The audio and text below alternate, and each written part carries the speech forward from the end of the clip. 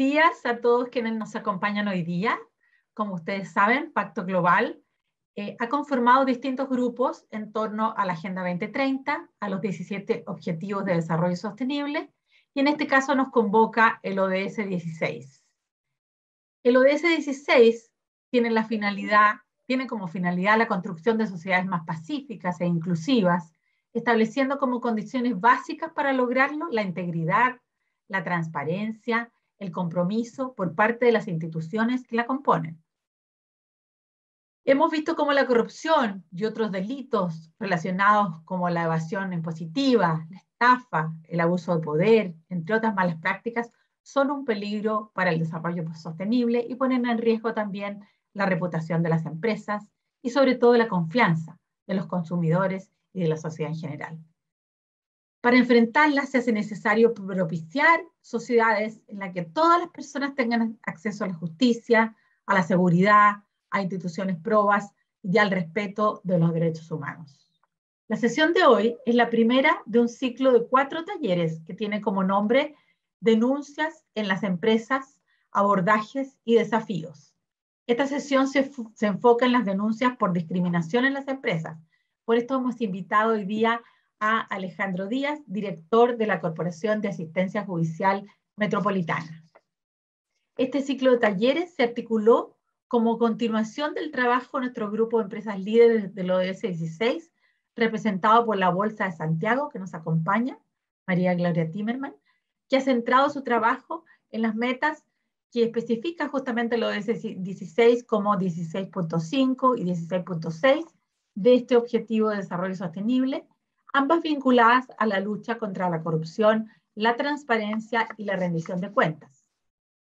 En este marco, en marzo de este año, se publicó el documento Sistemas de Gestión de Denuncias en las Empresas y su aporte al ODS 16, que está disponible en nuestra página web. Este documento integra los principales hallazgos y observaciones que obtuvimos de una consulta que realizamos a las empresas adheridas a nuestra organización.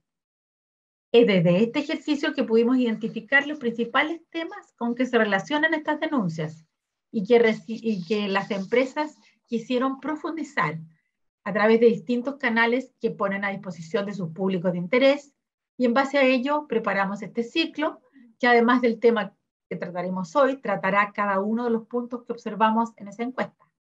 Vamos a profundizar entonces a dónde llegan esas denuncias, quiénes son las organizaciones que las reciben, cómo se efectúan esos procesos. Nos parece que esto es de mucho interés porque justamente las denuncias son por conflictos y responsabilidad penal de las personas jurídicas. Por lo tanto, es muy importante que la empresa conozca a cabalidad esos procesos. A continuación, entonces, dejo con ustedes a María Gloria Timerman, que saludamos y agradecemos por justamente representar al grupo de empresas de este Objetivo de Desarrollo Sostenible número 16. María Gloria es gerenta de Relaciones Corporativas y Sostenibilidad de la Bolsa de Santiago. Hola Margarita, buen día, muchas gracias. Hola Alejandro, gracias por acompañarnos. A todos los presentes desde la Bolsa de Santiago. Estamos muy contentos de liderar por 3er año consecutivo este grupo de trabajo junto a Pacto Global, porque nos permite profundizar de la mano de expertos y relevantes actores las temáticas referentes al canal de denuncia y el abordaje de los distintos tipos de denuncias que se pueden dar al interior de las empresas, como son la discriminación, el conflicto de interés, la corrupción y otras que todos sabemos que existen y que aún tenemos bastante camino por avanzar. Como la principal plaza bursátil de nuestro país, estamos orgullosos de impulsar junto a nuestros grupos de interés el ODS 16, que como dijo Margarita, tiene como propósito construir sociedades más pacíficas e inclusivas y establecer condiciones básicas para lograrlo, como son la integridad, la transparencia y el compromiso de todos los actores. También quiero agradecerte, Alejandro, quien compartirá con nosotros tus conocimientos y experiencias sobre estas situaciones de discriminación que pueden ocurrirse dentro de las organizaciones, además de darnos pistas de cómo abordarlas exhaustivamente. Nuevamente, agradecimientos por parte de la Bolsa y esperamos que esta sesión sea de utilidad para ustedes. Muchas gracias. Muchas gracias, María Gloria. Y a continuación, entonces, dejamos con ustedes a Alejandro Díaz, director general de la Corporación de Asistencia Judicial Metropolitana, quien abordará las denuncias por discriminación en las empresas. Muchas gracias, Alejandro, por acompañarnos hoy día. Adelante. Muchas gracias. Muy buenos días a todos y a todas. Es para mí un placer estar aquí con ustedes y poder hablar de un tema que tanto interés existe en nuestra sociedad el día de hoy, como es la discriminación en sus diferentes ámbitos, porque la discriminación en una empresa puede tener múltiples resortes y múltiples ámbitos de aplicación. Voy a compartir pantalla con ustedes.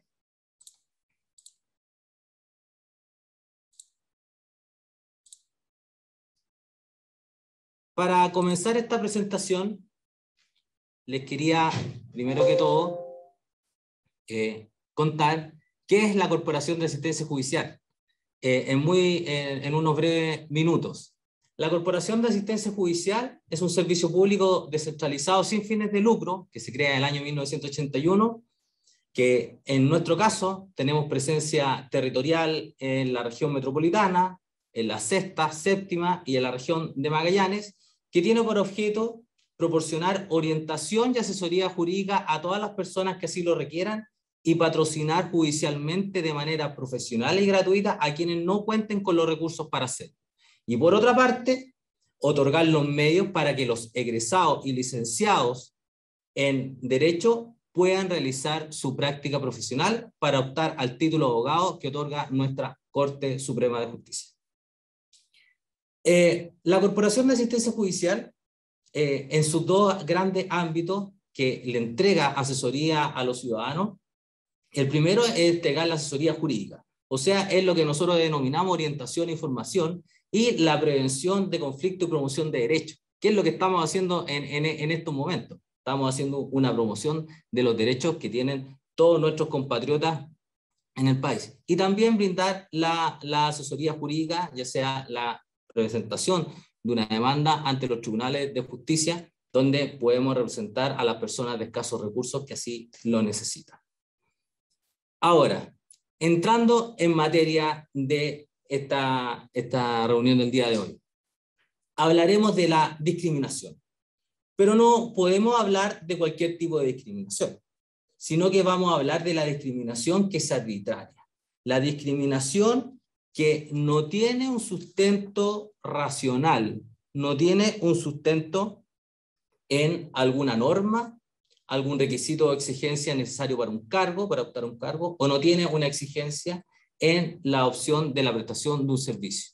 Y hablaremos en varias dimensiones, como son las medidas internas para prevenir, investigar y sancionar las conductas de discriminación, el factor de conflicto que existe entre una empresa y un cliente, el factor de conflicto en una relación laboral, y también para determinar, por último, cuáles son los procedimientos judiciales aplicables en estas materias de discriminación. Porque existen dos grandes miradas que podemos dar a la discriminación dentro de una organización como una empresa. Una, que es la que puede ser de agentes externos, o sea, de público en general, o personas que optan un cargo en esa empresa. Y la otra, interna, que pueden ser actos de discriminación que se realicen en virtud de la relación laboral que exista entre la empresa y sus trabajadores. Entonces, como primera definición de nuestro ordenamiento jurídico respecto de cuáles son qué entendemos por una discriminación, cuál es una discriminación arbitraria, tenemos la ley 20.609, que es conocida popularmente como la ley Zamudio. Luego, la ley 20.422, que es la ley sobre igualdad de oportunidades e inclusión social a las personas con discapacidad.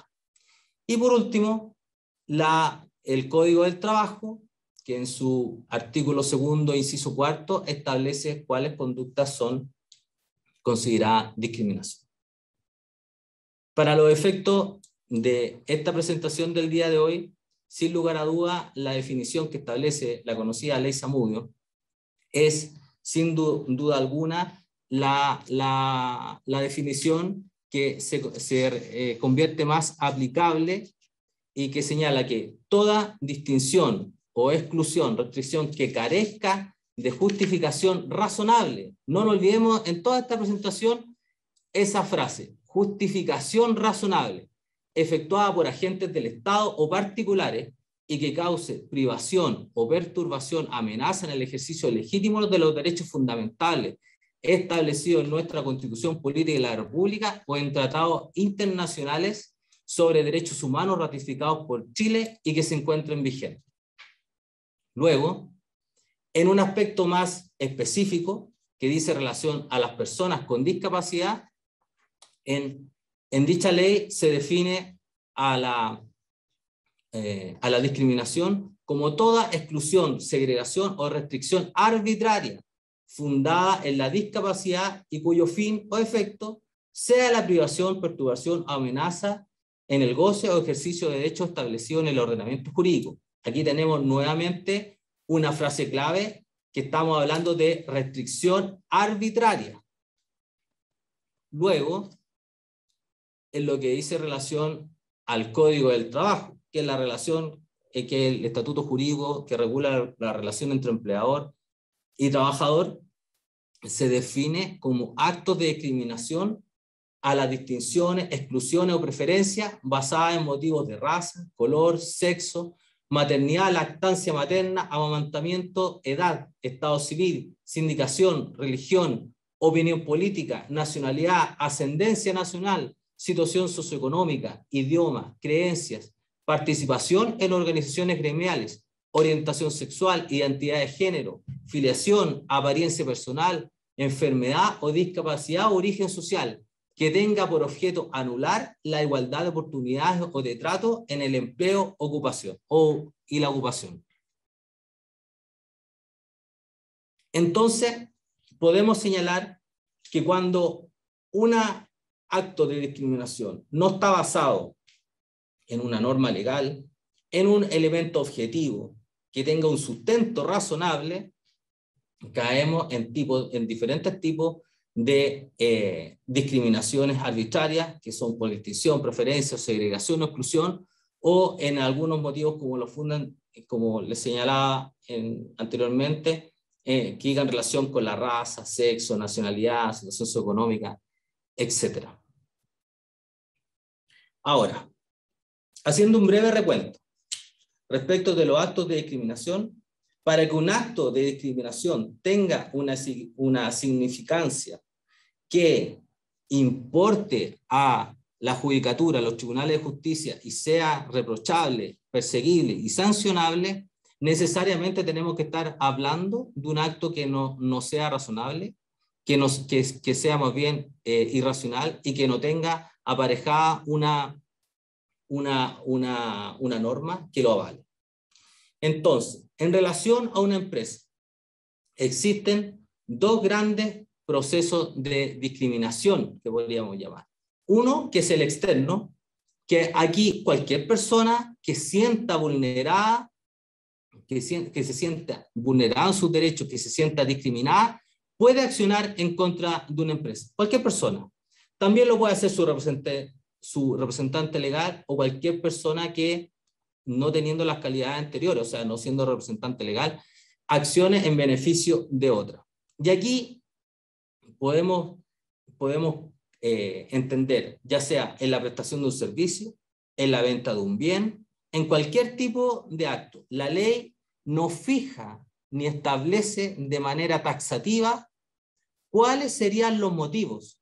Basta con que la persona sienta y crea tener un motivo fundado de que está siendo discriminada por una empresa ante un servicio, por ejemplo, que él quisiera requerir. Si es que eso fuese así, esta persona podrá recurrir hasta el tribunal civil que corresponda a su domicilio o al domicilio donde se ubique la empresa para que tome su denuncia, que en general tiene que ser escrita, pero pudiese también ser de manera verbal, y en lo cual el tribunal estará obligado a tomar un acta de eso, Y luego de eso, de presentada la denuncia, tendrá que pedir informe a la empresa denunciada, la que tendrá 10 días para responder esa denuncia. Durante este tiempo ya está la fijación de la audiencia, que si comparecen ambas partes, denunciante y denunciado, se podrá llegar a un acuerdo y buscar las vías de solución, como una conciliación o enmendar el malentendido que se pudo haber ocurrido y que puede haber ocasionado que una persona entendiese que estaba siendo discriminada ante la prestación de un servicio. Si eso no ocurre y el tribunal determina que el acto efectivamente constituye un acto de discriminación, puede, primero, dejar sin efecto el acto de discriminación que así se haya realizado, puede establecer medidas para recuperar el imperio del derecho. Por ejemplo, no se le prestó un servicio a una persona, puede obligar a prestar el servicio en ciertas condiciones. Y por último, aplicar una multa que puede ir de 5 a 50 unidades tributarias mensuales, que es a beneficio fiscal, y que el recorrido de la multa, si es menor o mayor, se fija de manera general primero ante la entidad del acto de discriminación y si efectivamente la empresa ha tenido más o menos denuncias respecto de ese hecho de discriminación.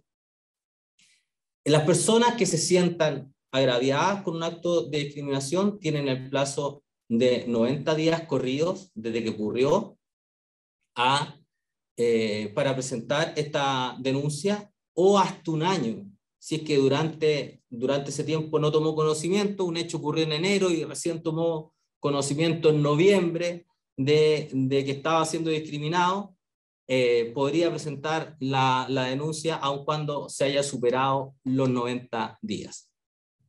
Aquí hay que ser muy claro y señalar que los tribunales en general han actuado de manera muy enérgica en contra de las empresas que han efectuado actos de discriminación. Ahora, mi recomendación en este tipo de casos es la conciliación.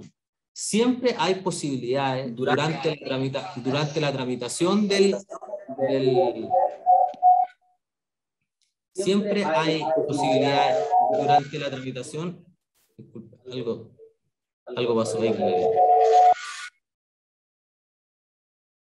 Siempre hay posibilidades durante la tramitación de un juicio o conocida por parte de la empresa de esta denuncia en su contra de establecer medidas reparatorias y llegar a una conciliación, que es sin lugar a duda el objetivo que debieran tener todas las empresas con sus clientes o potenciales clientes que tengan a diario. Esa es un área que podemos decir que es externa a la empresa y que es aplicable a todo el rubro. Y un área interna y que es más específica y que solamente se da entre empleador y trabajador es la acción de discriminación y que se puede impetrar en virtud de la acción de tutela laboral. Pero esta acción de tutela laboral es una acción que se puede impetrar ya sea con relación laboral vigente, durante la relación laboral, o al término de una relación laboral, cuando el trabajador crea verse afectado por un despido que él considera que es carente de causa, que es un despido injustificado. Y ahí, además del despido injustificado, él puede decir que ha sido discriminado y han sido vulnerados sus derechos fundamentales y solicita al juez del trabajo el restablecimiento del imperio del derecho. También no solamente pueden recurrir a esta acción el trabajador afectado, sino también puede ser una organización sindical en representación de los trabajadores que tiene afiliados a su sindicato, o la inspección del trabajo. También podría iniciar una acción de tutela laboral cuando toma conocimiento de algún hecho que así lo merite. Todo ello sin perjuicio de la posibilidad que tiene la inspección del trabajo de mediar entre las partes y llegar a un acuerdo ante ese hecho. En este caso, los trabajadores tienen un plazo de 60 días contado desde que ocurre la vulneración, que podría suspender ese plazo durante 30 días, o sea, hacerlo llegar hasta 90 días en el caso de que la inspección del trabajo esté realizando algún tipo de intervención, una mediación, por ejemplo. Y la sanción que tendría un empleador ante una aplicación de esta medida son bastante onerosas, porque va en pago de una indemnización que va entre 6 a 11 remuneraciones, y en el caso de que tenga relación con el despido, incluye además la indemnización por año de servicio, el aviso previo con un recargo dependiendo de la causal que se haya invocado. O sea, es un costo mayor para los actos de prevención que puede realizar un empleador, una empresa, con sus trabajadores para evitar este tipo de conducta. Y aquí llegamos, sin lugar a dudas, a la parte, creo que es fundamental, de cómo podemos abordar y cómo puede una empresa abordar las diferentes medidas para evitar actos de discriminación. Primero, la prevención. Y la prevención, no, en los días en nuestros tiempos ya no puede dejarse al azar. La prevención tiene que ir más allá, tiene que avanzar hacia la implementación de instructivos y protocolos internos. Todas las empresas son diferentes. Todas las empresas tienen cadenas de producción diferentes, de atención al público diferentes, de relación interna entre empleador y trabajador, o de relación interna entre trabajadores, de cómo se comunican, cómo se interrelacionan. La adopción de instructivos que sean claros, donde se pueda determinar cuál es el objetivo de ese instructivo, cuál es el público objetivo, a quién va dirigido, a quiénes se le aplica. Este instructivo para este protocolo interno tendrá por objeto solo establecer buenas prácticas, o tendrá por objeto establecer un procedimiento de denuncia, por ejemplo. Sin lugar a duda, un protocolo interno basado en este tipo tendría que tener un objetivo, tendría que tener las definiciones claras. Eso es un elemento central. O sea, es un elemento central que como abogado les puedo decir que ante un juicio es determinante. Tener definido cuáles son o qué entendemos por discriminación, qué entendemos por trabajador, qué entendemos por un departamento de la empresa, cuáles son sus funciones, cuáles son sus características. Luego, ¿qué procedimiento interno aplicaríamos? Si la empresa tiene un procedimiento interno claro, robusto, con una definición clara de ante quién yo puedo realizar una denuncia, ¿cuál es el procedimiento? Porque el procedimiento puede ser interno, llevado a cabo por personal de la propia compañía, pero también puede tener un procedimiento que ante una denuncia pueda venir un tercero, un mediador, un agente externo, un colaborador externo, que puede realizar esta mediación y llegar a un acuerdo entre las partes, y que, si ustedes me lo dicen, si ustedes me lo preguntaron de ese tipo, en general cuando se llega a tribunales por este tipo de casos es porque nadie escuchó al trabajador. Aunque a veces el trabajador lo que quería era una respuesta clara, o a veces más simple. El trabajador solamente quería una disculpa.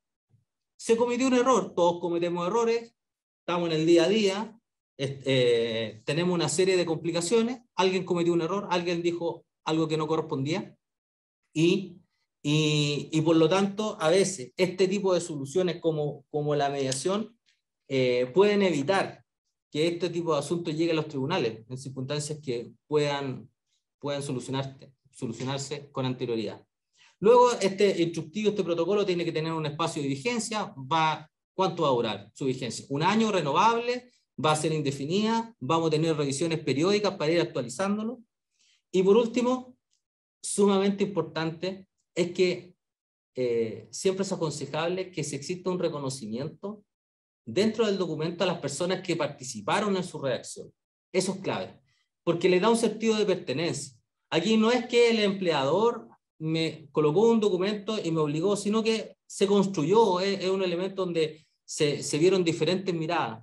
Tiene diferente valor un elemento, un instructivo, un protocolo con participación de los diferentes estamentos de una empresa a que no haya participación alguna. Luego, tener reglamentos internos de higiene y seguridad claros. Evitar, siempre lo recomiendo, evitar los reglamentos internos genéricos, que es ese reglamento interno que copia y pega de un lugar a otra o que se descarga de alguna plataforma que no guarda ninguna relación con mi trabajo, con mi empresa. No lo reconozco, yo lo veo y no siento en él, no hay nada que me identifique a mí con mi empresa. Luego, es muy importante, la ley lo exige, a la empresa que tengan más de 100 trabajadores, tener un departamento de prevención de riesgo o un asesor de prevención de riesgo. Es también importante que a través de ese departamento, a través de ese profesional, se puedan abordar estas temáticas. Tienen conocimiento y habilidades también que nos pueden ayudar. En específico, implementar también mecanismos de resolución alternativa de conflictos, lo que hablábamos hace un rato, un mediador dentro de un protocolo, o si no lo queremos incorporar dentro del protocolo, podamos establecer que ante ciertos hechos que están claramente identificados, podamos tener una persona externa, un tercero imparcial que nos pueda resolver este conflicto. Como ya estoy en más o menos los 20 minutos en el tiempo y quiero dar paso también a las preguntas, pero quiero terminar con una reflexión y ya, por cierto, disponible para todas las preguntas. Primero, un acto de discriminación es un acto que no es razonable, que no tiene sustento, que no se sostiene a sí mismo, ni por los hechos ni por el ordenamiento jurídico. Primero, porque si nosotros vamos a solicitar para el ejercicio de algún cargo, por ejemplo, algún grado profesional, el estado de salud, si es que una persona tiene que subir a la montaña, por ejemplo, y tiene que tener ciertas características, es perfectamente posible. Primero. Segundo, la relación que tiene la empresa con su público. El público, sea cliente o no, eso es determinante en estos días. Es determinante para la imagen de la empresa, es determinante para el futuro de la empresa. No es lo mismo una empresa que no tenga nunca una denuncia por algún tipo de discriminación o que la haya tenido, pero que la abordó de una manera novedosa y clara, que lo solucionó el problema. A veces no estamos obligados, no están obligados ni empresa, ni público, ni nadie, está obligado a entender todos lo mismo. Puede existir que una persona se sienta afectada en sus derechos y es un problema de comunicación. Es una empresa, va a poder ser una empresa líder, va a poder ser una empresa que tenga futuro si tiene medidas innovadoras en ese sentido. Y por último, y que a veces podemos ser, y desde la Corporación de Asistencia Judicial, una institución que a través de sus oficinas de defensa laboral en todo el país defiende a los trabajadores, un proceso claro, una relación clara entre empleador y trabajador que evite estos actos de discriminación, a veces es tan fácil evitar con un protocolo instructivo claro que nos raye la cancha a todos. Trabajadores y empleadores sabemos lo que podemos, lo que no podemos hacer, sabemos qué paso o no dar. Evita también la judicialización de tantos hechos que no tendrían que nunca haber llegado a tribunales. Bueno, espero que esta breve presentación haya sido de su agrado y de utilidad y quedo a disposición de sus preguntas. Muchísimas gracias, Patricio. ha sido, perdón Alejandro, ha sido muy importante todo lo que has dicho hoy día. Nosotros en nuestro estudio justamente veíamos que las empresas sí tienen mucho interés en prevenir, tal como mencionabas ahí. Y una cosa que te quería preguntar antes de pasar a las preguntas del público, es que si tú notas en estos años, yo entiendo que tú estás en la corporación desde el año 20, ¿no? Desde el... Yo en la corporación tengo un largo recorrido. Comencé en el año 2010 como director jurídico y ahora soy director general de hace un par de años. Me imagino, claro.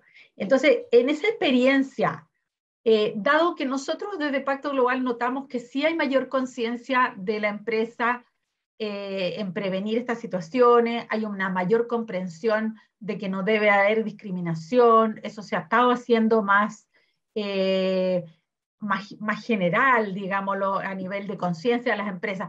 ¿Tú notas que hay una disminución en casos eh, de una discriminación exacerbada, exagerada, sin razón, sin fundamento?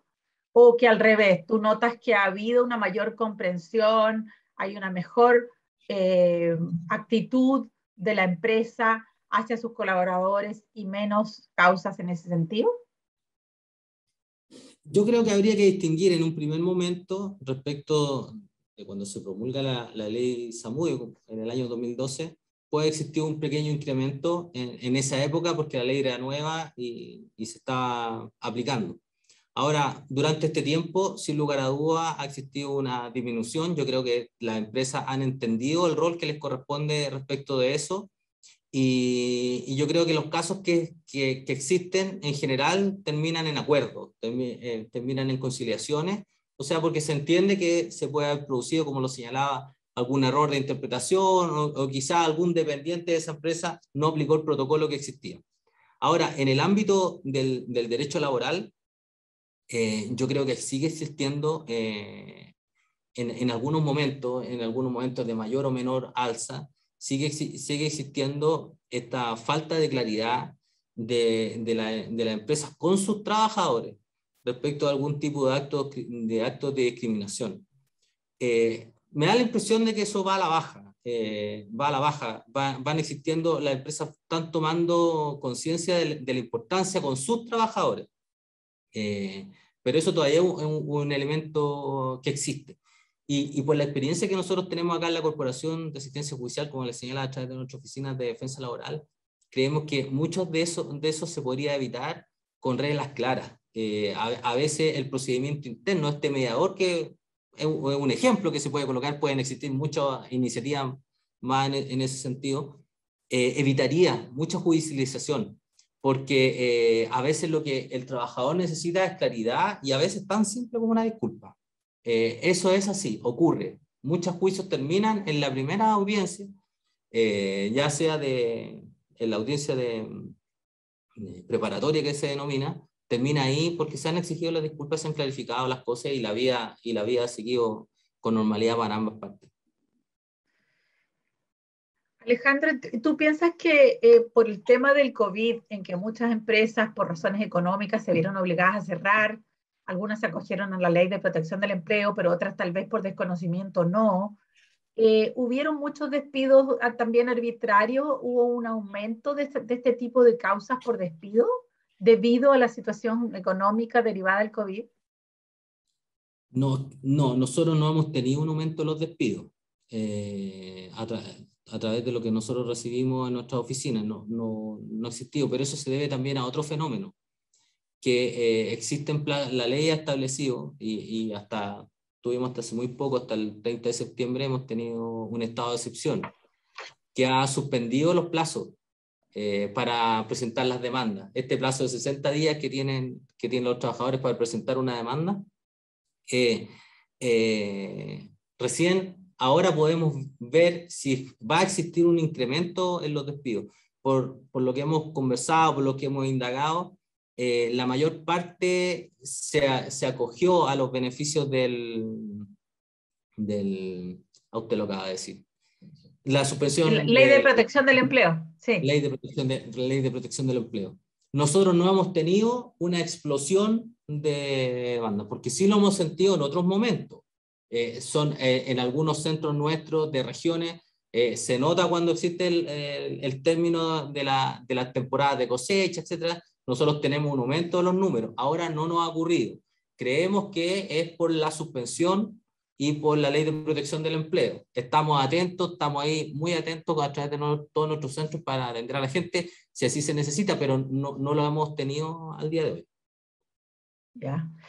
Alejandro, cuando justamente tú dices que lo mejor es la conciliación, y no cabe duda, y que muchas veces efectivamente el trabajador lo que quiere es una disculpa, un buen trato, ¿verdad? Eh, eh, pero en ese sentido, eh, ¿tú ves que los canales que existen hoy día, si no hay conciliación, son efectivos, o tú crees que hay que hacer mejoras también para que esos canales sean más eficientes, tengan soluciones más prontas y las causas terminen más rápido y con sanciones más adecuadas? ¿Crees que hay que hacer mejoras en ese sentido? Sí, el procedimiento laboral, al ser un procedimiento oral, de todas maneras es mucho más rápido que un proceso civil. O sea, en el día de hoy los juicios laborales no duran lo que duraban antiguamente, que se podría eternizar un juicio. Ahora son más rápidos. Pero creo que debe existir una fase de conciliación que en estos momentos es a través de la inspección del trabajo, de las direcciones del trabajo, que se realizan estas fases de conciliación. Pero yo creo que a esa parte de la conciliación que se puede producir antes de llegar a tribunales se debe fortalecer. Sin lugar a dudas, se debe ampliar la oferta, se deben ampliar las posibilidades de que se pueda mediar ahí para poder solucionar ahí. Yo creo que hay muchos conflictos que no debieran llegar a terminar en judicializados con una demanda en tribunales. Yo creo que si hay que hacer un cambio, un fortalecimiento, creo que ahí está. Porque luego, el otro ámbito, estamos hablando de entregarle mayor o menores herramientas o recursos a los tribunales o, por ejemplo, a la Corporación de Justicia Judicial para que tenga más abogados para demandar, pero no creo que el foco sea ese, porque el foco son las personas, el foco es solucionar conflictos, y yo creo que siempre la mediación, la solución colaborativa de conflictos, siempre es una ganancia, y dejar como última ratio los tribunales. Claro. Una cosa que nosotros hemos detectado, Alejandro, en este tiempo de pandemia es, por supuesto, y que bueno, que por lo demás todos han detectado, este crecimiento de problemas en la salud mental de las personas. Cuando llegan las demandas de las personas por discriminación, hay muchas de ellas también que tienen algún impacto en la salud mental, que estas personas, digamos, se ven afectadas en ese aspecto. Sí. Siempre, si es que existe relación laboral vigente, en un alto número, esas personas están haciendo uso de licencia médica. Están siendo tratadas por algún profesional, digamos, porque esto obviamente les ocasiona un desequilibrio, digamos, en su vida. Sí, eso lo vemos bastante, digamos, que existe esta necesidad. Yo no sé si la pandemia lo ha exacerbado, como te decía, no hemos tenido un aumento ahora, en esta época de pandemia, pero sí en una época de normalidad. Sí, yo creo que la pandemia nos ha afectado a todos, quizás de otra manera, digamos, a lo mejor en cumplir el trabajo con las dificultades que pueda tener un trabajador de desarrollar sus funciones desde la casa, porque no todos tienen las mismas comodidades. Hay algunos que tienen más o menos comodidades o acceso al Internet o no. Nosotros nos hemos podido dar cuenta que existen regiones a lo largo del país que tienen más problemas de Internet que otras. Nosotros, de manera interna, por ejemplo, yo le puedo contar que en la sexta región y sus alrededores, nosotros tenemos ahí mayor problema de Internet que en otras regiones, entonces hace que eso también provoque mayor cansancio, mayor agobio, que la jornada laboral se extienda en la casa por mayor tiempo. Claro. Ahora voy a algunas preguntas del público. ¿Se pueden poner sanciones en documentos internos como el despido y eso es válido ante un tribunal si se agotan todos los procesos por solucionar? Por ejemplo, discriminación entre el personal, pares, colegas. Sí, sí, se podría. Habría que hacer una correlación entre ese instructivo o protocolo por actos de discriminación con el reglamento interno.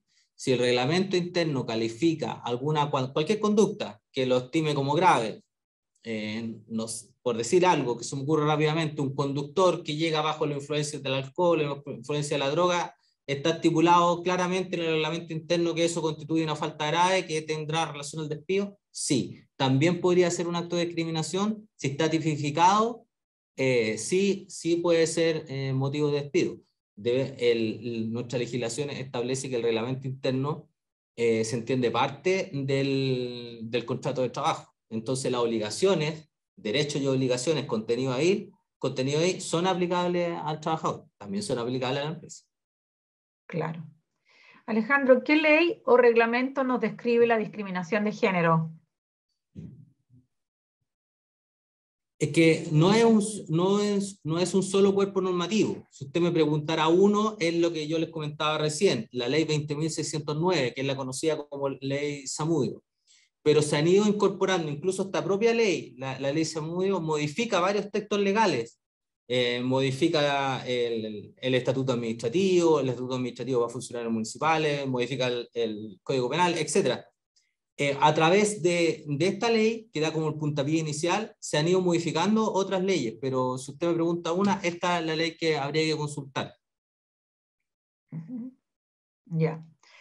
¿Cuáles son los canales de denuncia más demandados por los colaboradores? ¿Usted cree que se cumple con la confidencialidad de los procesos? Bueno, los canales más demandados siempre son los canales que son confidenciales.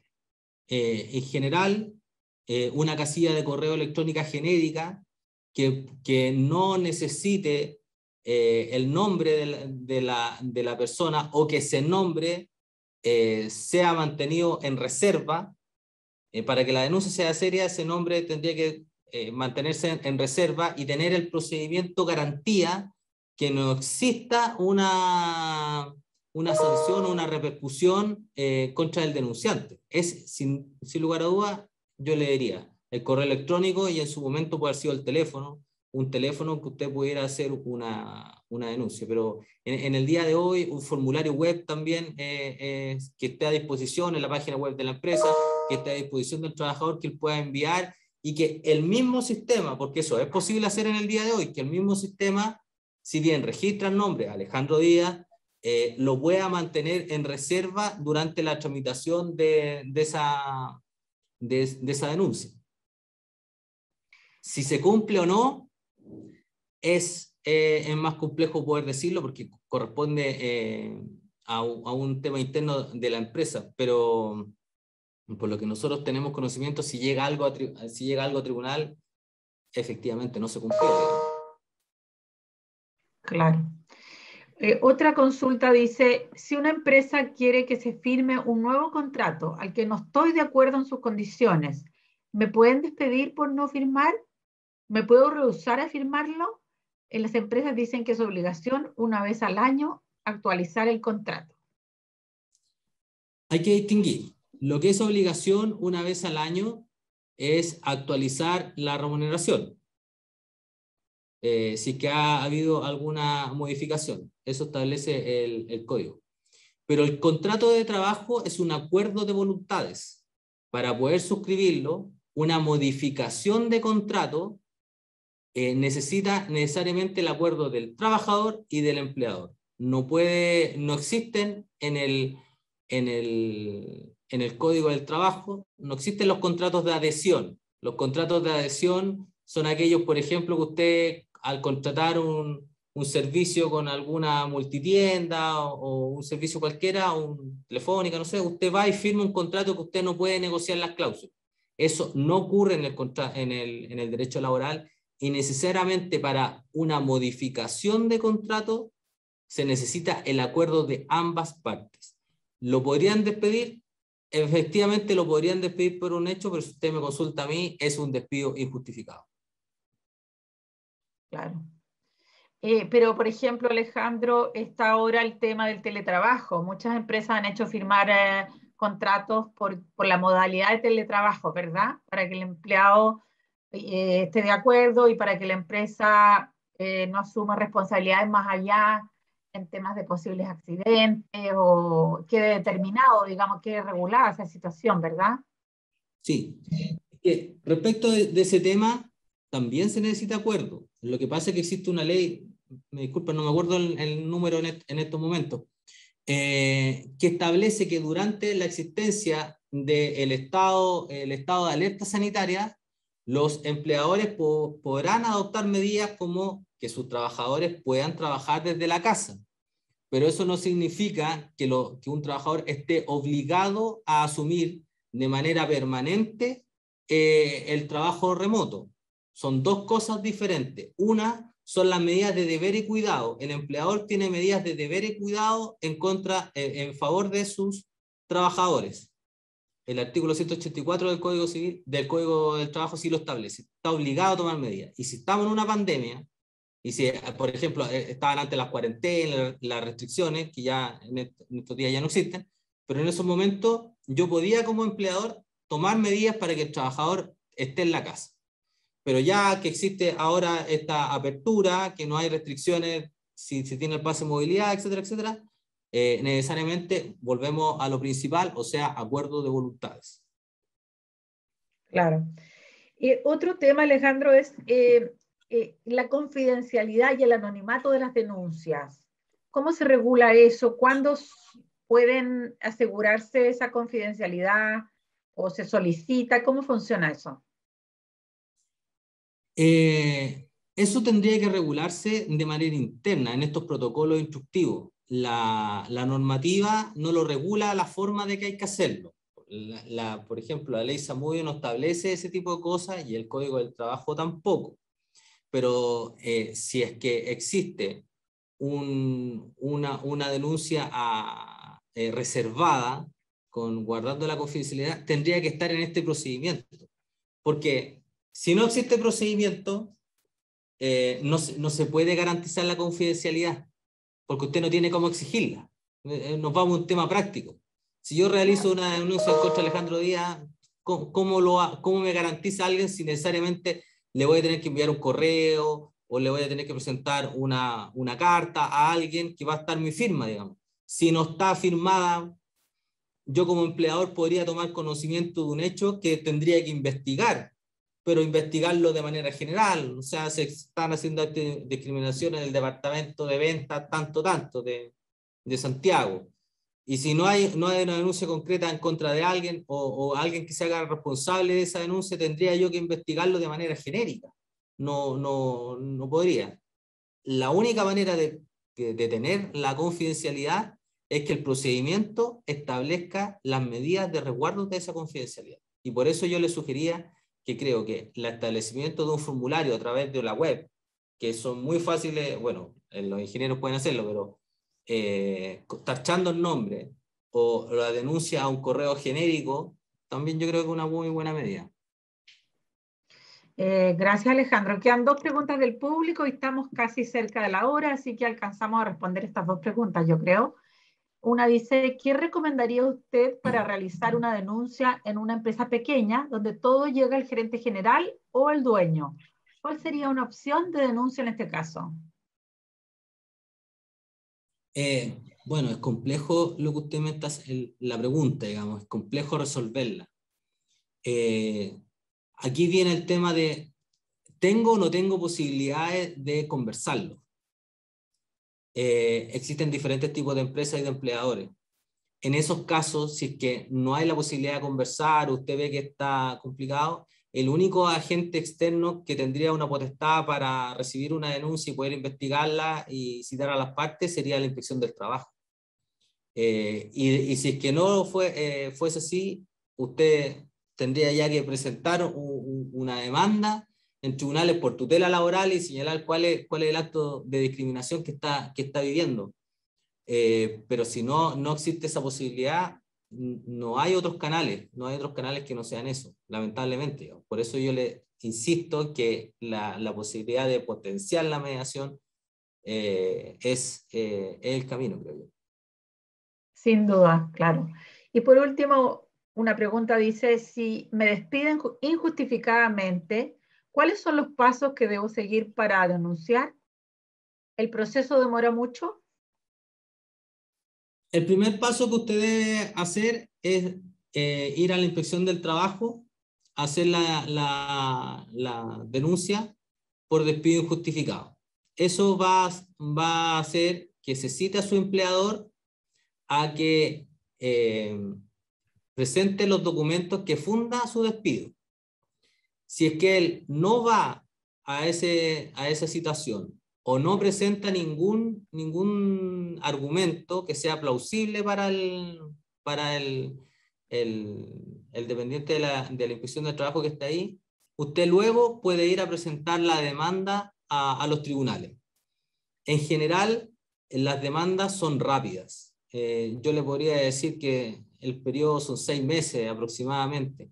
A lo mejor ahora por la pandemia, dependiendo del tribunal, y como las audiencias todavía en estos momentos se están realizando a través de la plataforma Zoom, y ya recién está entrando un sistema mixto, que algunas son presenciales y otras por Zoom, podría demorar un poco más, pero en general el procedimiento en materia laboral es rápido. Es rápido. La experiencia que nosotros tenemos, si es que también depende de los montos que se esté discutiendo. Si el monto es bajo, hay un procedimiento que se llama un procedimiento monitorio, que es una sola audiencia donde se resuelve todo. Entonces también ese procedimiento es bastante rápido. Si el monto es más alto, sobre 10 UTM, ya nos vamos a un juicio ordinario. Pero en general yo les puedo decir que es un procedimiento expedito, comparado a lo que ocurría antes y comparado con algunos procesos civiles que podrían estar 2 años en primera instancia, quizás a veces incluso más. Gracias, Alejandro. Bueno, ha sido interesantísimo todo lo que nos has comentado hoy día. Creo que has resuelto muchísimas dudas. Nosotros, dentro de este grupo de trabajo, apuntamos a elaborar una guía más completa con recomendaciones a las empresas en todos estos aspectos que aborda lo de S16.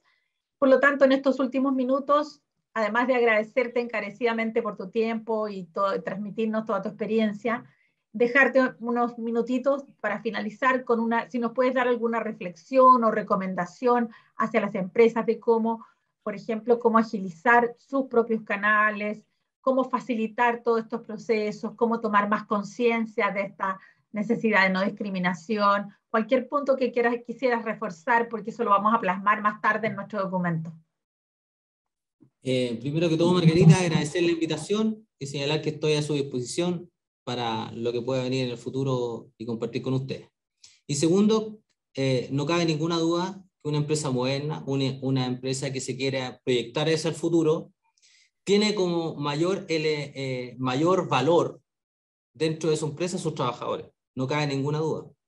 Y en ese mismo rango, sus clientes, su público, su imagen. Establecer medidas y protocolos claros respecto no solamente al acto de discriminación, el acto de discriminación es una parte, quizás un puntapié inicial, pero protocolos claros que puedan dar tanto al público como a su trabajador un procedimiento robusto, un procedimiento claro, expedito, rápido. La rapidez también es condición sine qua non para que esto funcione. Un procedimiento que vamos a estar 8 meses tramitándolo tampoco tiene mucho sentido. Un procedimiento rápido, 2, 3 días, 4 días, 5 días, audiencias rápidas, audiencias verbales, que la gente pueda estar ahí, conciliar, ver, con reglas claras, con definiciones claras, tanto a trabajadores como público, sin lugar a duda, hace que una empresa tenga una mayor valorización tanto internamente como externamente. Una empresa que no valora a sus trabajadores, no tiene en este mundo del día de hoy, no tiene posibilidades de proyectarse hacia el futuro. Cada día más existen mayores herramientas para proteger a los trabajadores, cada día más existen herramientas para proteger al público, para proteger a los clientes. Entonces, abordarlo de otra manera creo que no le ayuda y no lo va a poder proyectar. Reglas claras, rápidas, urgentes. Yo creo que por ahí va el camino que tienen que tomar las empresas. Muchísimas gracias. Agradecemos encarecidamente a Alejandro Díaz, director general de la Corporación de Asistencia Judicial Metropolitana, que nos ha acompañado hoy día, y a todos ustedes que participan de este grupo ODS 16, que se han sumado a esta interesante reunión de hoy que nos ha clarificado tanto estos aspectos que hemos abordado en nuestro estudio y que esperamos seguir abordando en distintas sesiones. Muchas gracias nuevamente, Alejandro. Muchas gracias a todos y a todas. Hasta luego.